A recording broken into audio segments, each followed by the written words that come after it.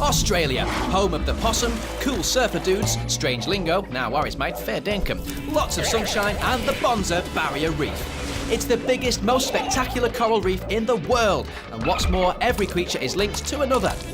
Just imagine one huge family tree dating back 18 million years.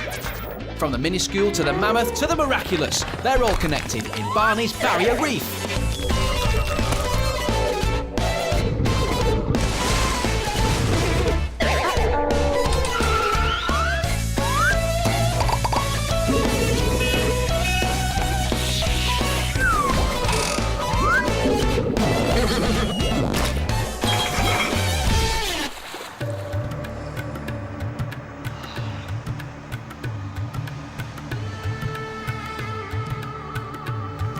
Ah, my friend, the gentle Gemma, fellow follower of nature and all its great joys. Are you okay? Ah, I have never been better.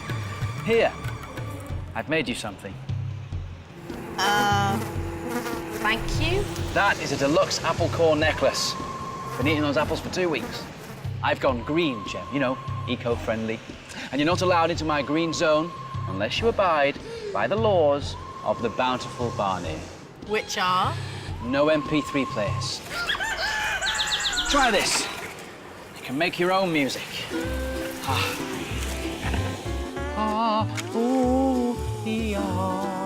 Beautiful, beautiful, yes. And are those plastic you're wearing on your feet? No, not allowed. Here, try these. Okay, Barney. Bounteous Barney. Bounteous Barney. Look, I really admire what you're trying to do, but don't you think you're going a little bit too far? I mean, these are great for living on a desert island, but can I really run for a bus in these back home? Oh, okay, I guess you're right. It's just that I can't believe these Barrier Reef animals beat us to it again. What do you mean? Well, of course, they recycle everything, don't they? Just have a look at how far these guys go with their recycling. Nothing, and I mean nothing, goes to waste. Waste not, want not.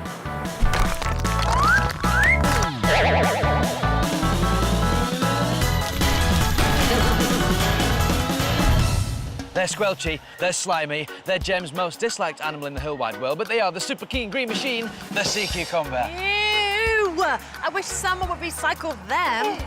Gemma, sea cucumbers have feelings too, you know. Believe it or not, without these cool cucumbers, or cukes as their friends call them, the ocean bed would harden and loads of species wouldn't survive. Oh, so now you're claiming they're ocean heroes too? Just call me Cuke. Sea Cuke. Well, they're often referred to as the earthworm of the sea because they're constantly eating sand and anything else that sticks to it, and then they poo the bits they don't want out. Which is mostly sand by the looks of it. Yeah, but this is pretty clean poo. The sand is always cleaner when it comes out, and it's this constant digging, shuffling, eating and pooing that breaks up the seabed, keeping it well-aired and oxygenated. And this sand airing also stirs up the sand, allowing other animals to feed on any morsels that come to the surface. Oh, yeah. So you're saying that loads of animals rely on the sea cucumber to survive? Exactly, I told you. Without the super sandy sea cucumber, we would have lifeless, hard ocean beds. In fact, just one sea cucumber alone can nosh more than 2 tons of sand in 1 year. Whoa, that's like...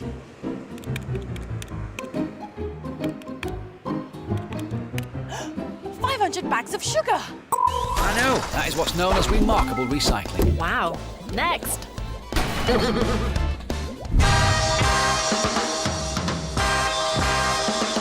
The tiger shark.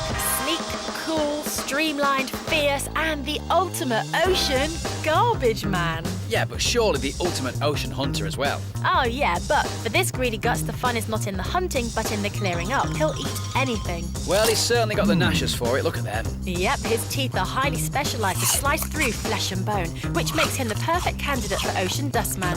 They found all sorts in this garbage guts. Licence plates, tyres and bottles, tin cans, tennis shoes, plastic bags, a human head. Are you serious? You name it, it's been found in a tiger shark's belly. Yeah, so I see. Oh, what is that? A rotting, stinking turtle, to be precise. Surely this is extreme, isn't it? I mean, couldn't he take his pick of the ocean banquet? Why choose rotting turtles and tin cans? Well, why bother chasing after live food when he's got a taste for waste? He's the ultimate green machine. He doesn't let anything go to waste. Yummy. So just like the sand-chomping sea cucumber, our gluttonous tiger shark has a taste for other people's waste.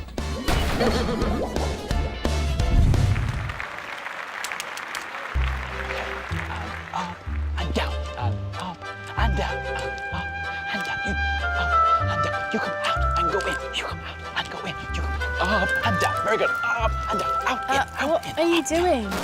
Isn't it obvious? I'm conducting Christmas tree worms. Silly. You come up, you go down. You come up, you go down. Out, in, up, down, up, down. The finale, up and down. Thank you. I'm the silly one. Me.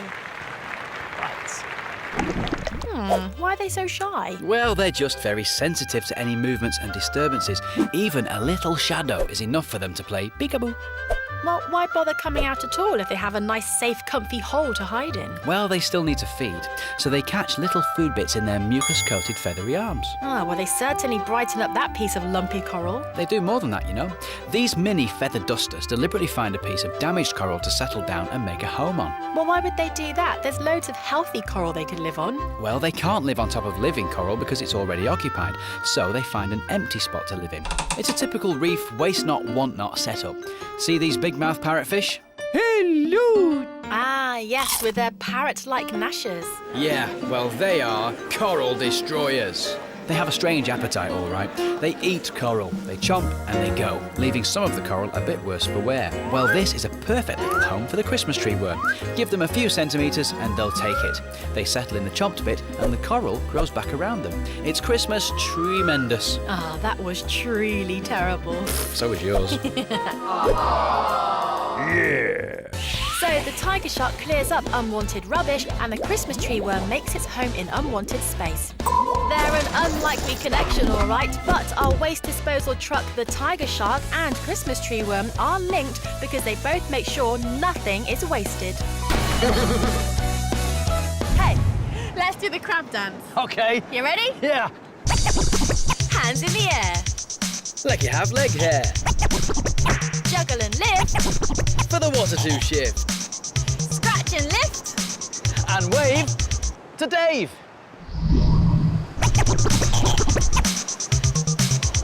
Hands out, hands together. Ooh, look at the weather.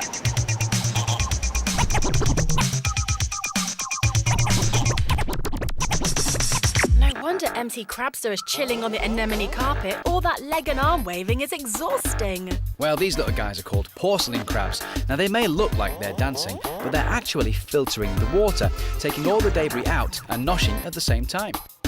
They must always be noshing then. They're never still. Well, that's why they have those mucus-coated feathery hands. They comb them through the water, catching passing bits of food, which they then scrape off and put into their mouth. Yummy.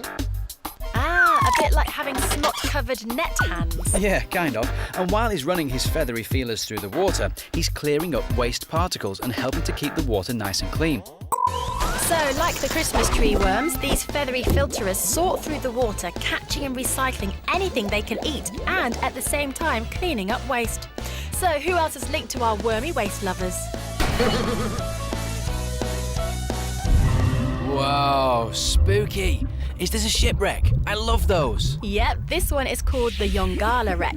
It was a passenger and cargo ship with 122 people on board that got lost in a cyclone in 1911. But now it's a world-famous wreck site which is home to loads of different animals. Wow, hey look, you can see the portholes there. That's the stern. Oh, and the rudder. Ooh, it's so eerie. Hey, I reckon that's the mast. And those must have been the cabins or the cargo holds.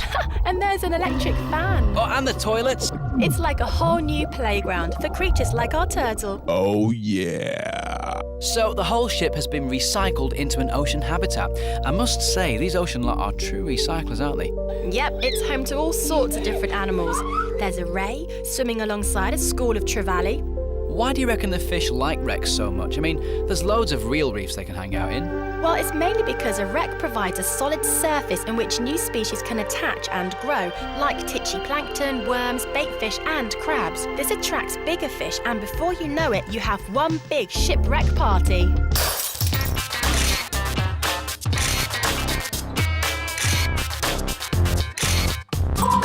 like our cute Christmas tree worm, they're making the most of empty and derelict space to create new homes and communities. Yep, another green star for our ocean gang. Okay, it's time for a reef cap. It's very seasonal, Gem. Well, you know, just keeping with the green theme, those ocean waste recyclers are so cool, they're putting me to shame. Well, it suits you. So, how did we get from the sea cucumber to sea Rex? Our sea cucumber is extremely green. This is recycling gone mad. He eats loads of sand and then poos it out and cleans it at the same time. What about the tasteless tiger shark? He'll nosh on literally anything, including human heads. Ew. And like our rapping porcelain crab, Wormy uses his feathery hands to comb through the water for food, whilst at the same time helping to keep it nice and clean. And also connected to our Christmas tree worms are our fun-loving wreck gang. Now they don't let a sunken ship go to waste. Gemma to Barney, pick up the coconut phone, over. I got it. So, who's our next refuse lover? Over and out.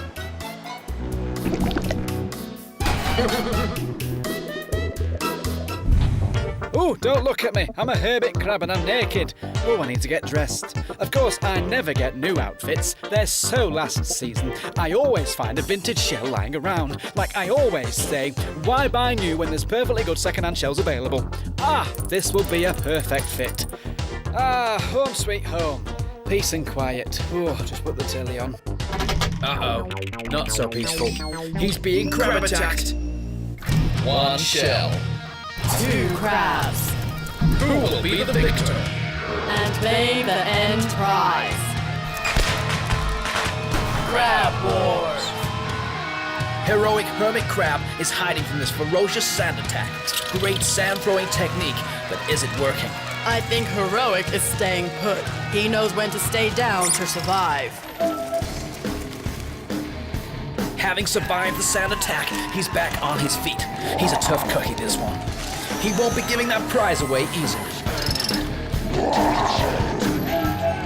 Oh, and Combat Crab is going for the back attack. Heroic is showing immense strength carrying both him and Combat. That is quite amazing. Oh, and what a turn-up! He's thrown him off with a spectacular move. What strength, what agility. Combat claims the grand prize of the white shell, leaving our loser Heroic with a poor consolation prize. Oh dear, Contender 2 really has got the booby prize of a bit of abandoned pipe. Poor guy. He put up a brave fight, but he's not looking too comfortable. Ouch. I think he's been driven round the U-bend. That's hilarious. Is this starting to hurt your voice? Oh, yes. Oh. You know, it just goes to show that hermit crabs are so keen on reusing old shells, they'll do anything to claim their prize. And although it's not an ideal solution, they'll even make do with old bits of pipe lying around. Again, our waste is their game. First there was the shipwreck, and now bits of pipe making homes for crabs. Just like our wreck-loving creatures, for the hermit crabs, someone else's trash is their home.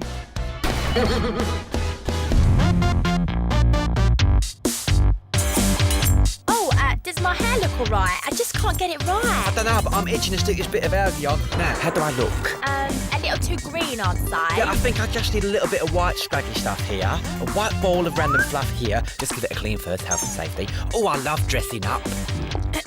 Ooh, baby. I reckon these crabs have got a little carried away with the ocean dressing up box. Hello. These crabs are called decorator crabs, and the name says it all. They spend most of their time decorating themselves in bits and pieces of the reef for disguise.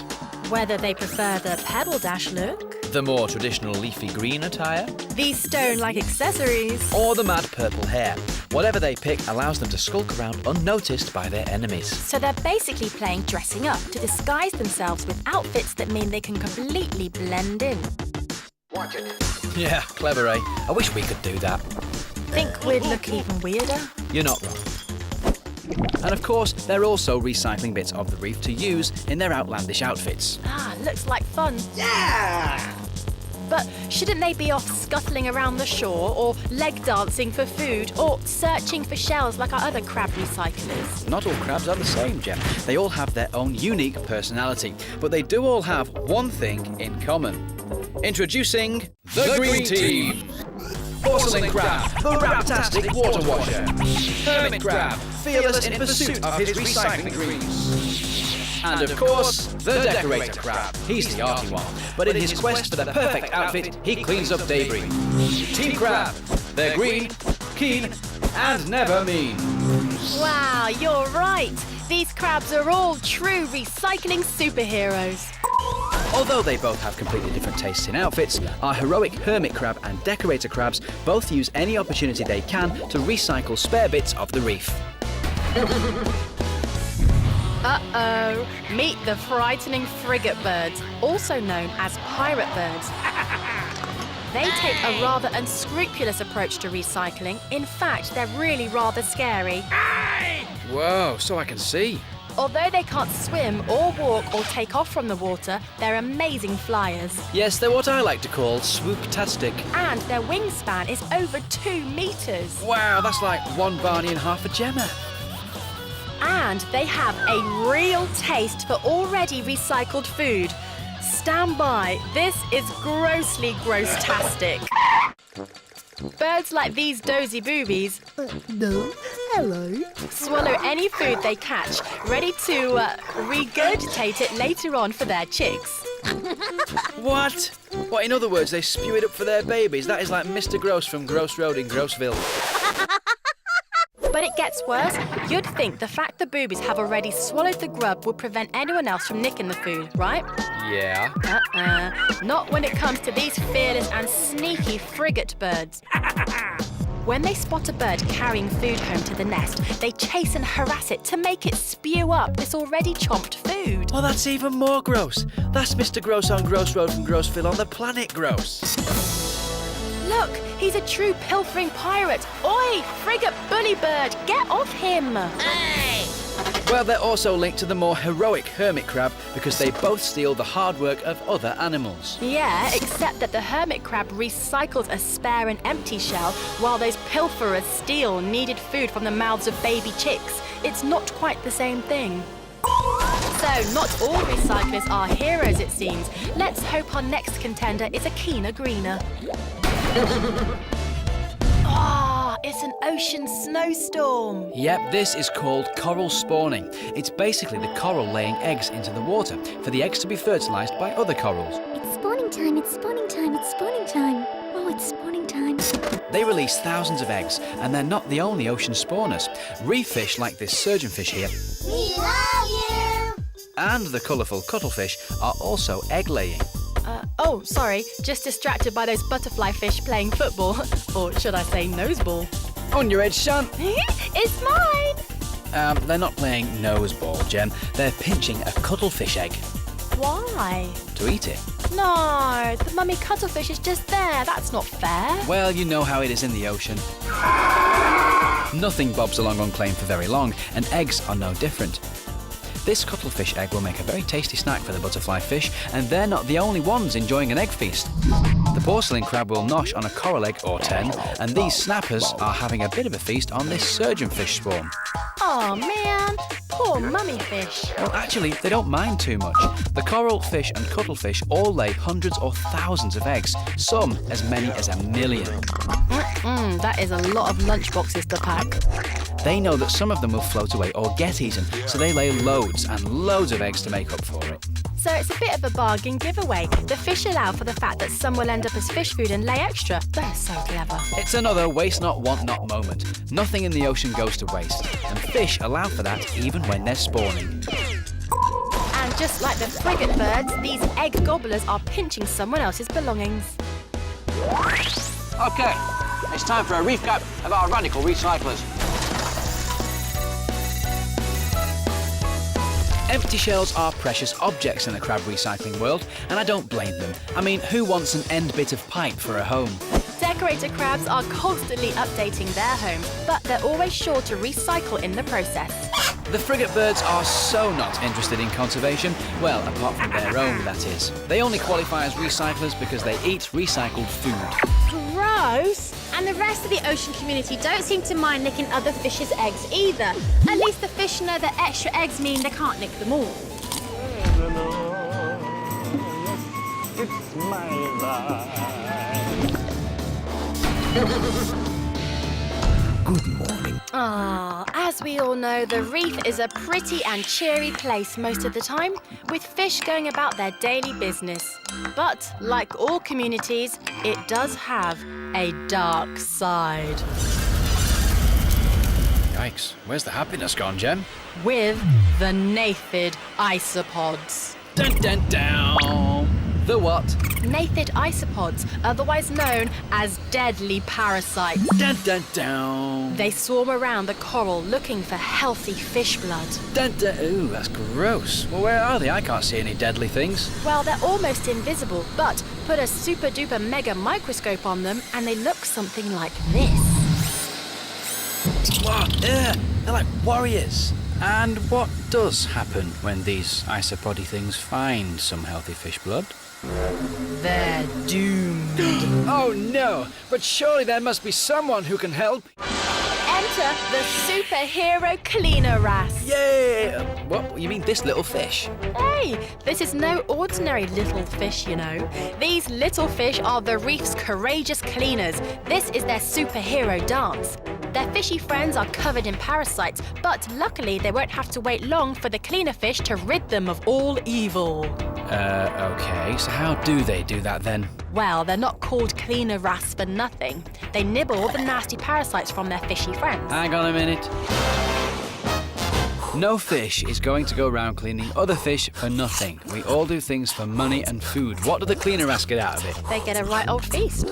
What, you mean they like eating parasites? Yeah, they love them. I mean, why else would they munch on more than 1,000 isopods a day? Wow, that is a healthy appetite. Without the cleaner wrasse sucking up these evil nasties, there'd probably be a lot of poorly fish in the reef. And like all those reef egg eaters, the wrasse survive by eating stuff from other animals. But in the case of the cleaner wrasse, their fishy friends are very grateful to be nibbled on. Talking of recycling body items, be prepared for the strangest example of recycling you will ever hear about. Guaranteed. Meet the sea squirt. Yo, what's up? A squirt? Yep, they're tubular creatures that hang out on the reef, pumping in water and bits of food. What does it do exactly? Well, not much to be honest. It just stays in one spot for its whole life. It's a lazy squirt. Reminds me of someone.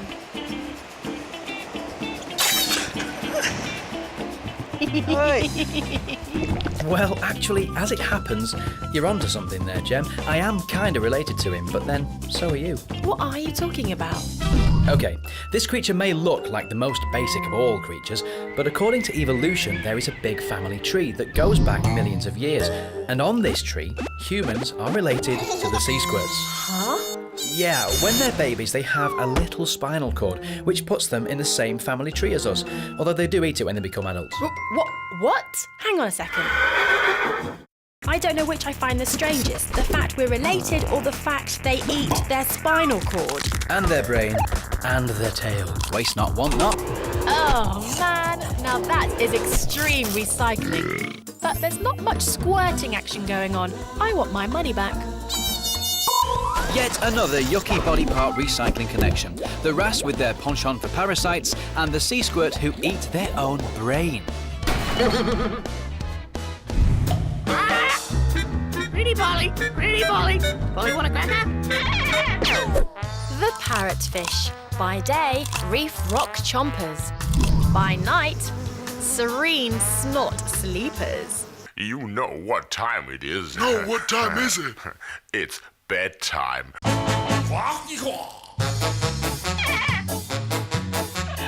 Snot sleepers. Yep, see that cocoon surrounding him? Yeah. Well, that's the parrotfish's very own deluxe snot sleeping bag. It looks more like a cobweb. Nope, it's snot all right. This is the parrotfish's bed for the night. Once they found a nice little space to snuggle into, they actually produce their very own mucus sleeping bag and kind of camp out for the night.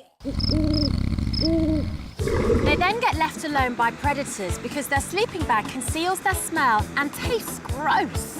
Well, it's a cool trick, but I think I'll stick to traditional methods. Yeah. But you haven't heard the best bit. When they get up, they have to eat their way out. Just like the squirtless sea squirt, the sand-pooing and snot-sleeping bag-eating parrotfish eat their own body bits. I mean, why waste all that snot when you've spent all night sleeping in it? I wasn't going to, really. That'd be gross. Yeah, parrotfish are gross. Hey, Gem, why don't the pufferfish blush? Because the seaweed. Oh, you know it. Oh, you're a true recycler, Barney. At exceptionally bad jokes. They don't let anything go to waste in this ocean world. Poo, snot, brains, tin cans, human heads, they reuse the lot. First up, the sand-noshing sea cucumber. Weird. They eat the sand that was formerly poo from the rock-chomping parrotfish. Now that is recycling. How about this ocean waste disposal machine? The tiger shark will chow down on anything that floats his way, even rotten turtles. Ew! Ew, double ew. Thank goodness for the cute and clean Christmas tree worm, who filters the water and makes a home in damaged coral. Put your hands in the air. Da-da, like you have leg hair. All together now for MC Crabster. Wicked, wicked, wow. He's not just dancing, he also filters the water with his feathery feelers. But for a true reef party atmosphere, head on down to the rocking wreck. One man's waste is an ocean's playground. Try telling that to the hermit crab that ended up with a bit of corner pipe. Our hermit crabs will do anything for someone else's thrown away shell. Ooh, wanna swap? The decorator crab. No balls of fluff, coral or algae will go to waste with this dreamy dresser. But some recyclers take it a step too far, like the piratey frigate birds, nicking regurgitated food from the mouths of baby birds. The ocean is full of food pinchers. Loads of creatures sit back and wait for spawning time, knowing they'll get a free meal with all those eggs floating around. But luckily, there are thousands of them. And thousands of the deadliest, nastiest, evil parasites. But luckily for the fish, the cleaner wrasse love to feast on fishy skin. But the most extreme example of waste not, want not you'll ever find is the, not very interesting apart from this fact, sea squirt. They eat their own brains, and the spine, and the tail. When they finish with it, of course. At least the parrotfish knows he gets a good brekkie when he wakes up and eats his snot sleeping bag. You see, Gem, we're never going to be able to compete. Not even an ounce of snot or deadly parasite goes to waste in that watery world. Well, I'll stick to my apple necklace, thank you. Now, did you get me earrings to match?